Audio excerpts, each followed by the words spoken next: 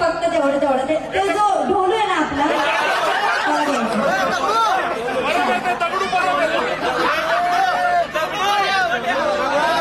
Future art event यांचं मी खूप खूप मनापासून आभार मानते.